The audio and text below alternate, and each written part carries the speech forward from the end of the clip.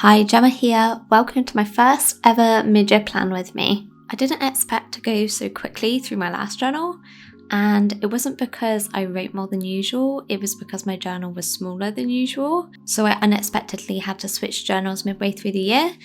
But it's okay with me because I love an excuse to buy another journal, as you may know. Thankfully as well, it meant that I finished it almost exactly halfway through the year, as it would have really bugged me if it finished in any other month and then it was unequal. It means that I have a nice fresh start, as it means I'll be able to have a mid-year review too.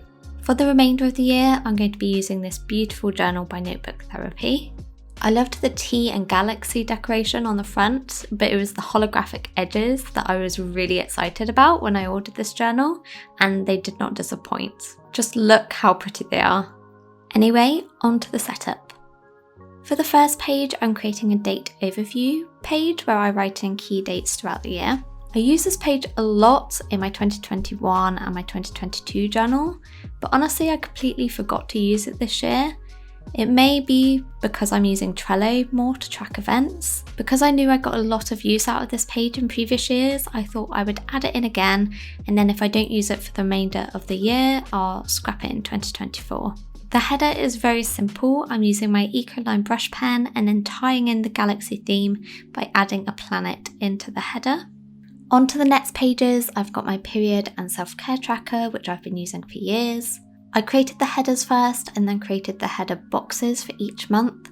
And yes, it did bug me that first line was skew-if, but I knew that if I tried to correct it, it would just get chunkier and maybe more noticeable, so I decided to leave it as it was. I brought in the galaxy theme by adding a star to the eye and turning the heart into a planet. I then used the silver gel pen for the monthly headers. I then went on to create a note section at the bottom of each page. And I wasn't sure whether to feature the whole year, so have a year's worth of trackers on each page, and then add in the first half of the year's data, so transfer it all over. But then I realised that frankly I couldn't be bothered, so I decided just to stick to half of the year. I'm re-adding my predictions page, and I enjoyed and used this in the first half of the year. I didn't really know what galaxy elements to add to the page for this one, so I decorated the letters with small dots. Although normally I like this decoration, I didn't feel that it fit that well, so I decided not to continue with this decoration on the other pages. Moving on to memories at a glance. I didn't use this page, but I like the idea, so I'm going to try it again, and hopefully this will be filled up by the end of the year. For decoration, I used these swirly galaxy patterns, and I sketched them out in pencil first, otherwise I knew that I'd inevitably make a mistake. To create these patterns, I used silver and turquoise coloured gel pens. I wasn't sure whether to add turquoise at first, but it added an extra pop of colour, which I think the page needed. And the camera doesn't do it justice, but it is such a pretty colour in real life. The next page is another page that I didn't use much in the first half of the year, but I would like to try and use a bit more. The I would like to page is simply a chance for me to write down things that I would like to do. You may have been able to tell that given the name of the page. So this is where I'll write things like playing a certain game, reading a certain book, catching up with a certain friend. It's those types of things that pop into my head that I think, oh, I'd like to do that.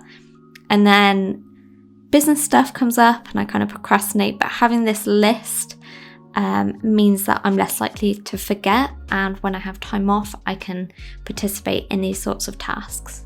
On the next page, I tied in the tea theme by drawing a large cup of tea. I created the mug using my Ecoline brush pen, but made sure to create the strokes at the same angle to keep it looking a bit tidier. And then I filled in the mug using a silver gel pen, which was really time consuming. Then to bring back in the galaxy theme, I decorated the mug with sparkles. I did consider adding a quote to the page, but I couldn't think of a quote that I really wanted to use, and I didn't want to overcrowd the page, so I decided to leave it as is. On to the next page, I have my I did it page, which is a way for me to note down my wins. This is a page I did use throughout the year, and it actually ended up being full, so it's handy to have a fresh page in this new journal. I then decorated the page with some more swirly galaxy patterns. On the left hand side, I have my goals page, which I'll come back to. This is where I set my goals for the remainder of the year. On to the next page, I have my quarterly goal pages. The top half is a chance to create a goals mind map, and then the bottom space is for me to break down my goals a bit further. I added some sparkles into this design as well. Then on the next 2 pages, I added in my biz diary pages. These are a great way of capturing how I actually feel in my business rather than just noting down what I'm doing. Onto my last 2 pages, I have my anxiety pages, which are not only a way for me to note down things that are worrying me, but to proactively think of steps I can take to counteract my worries.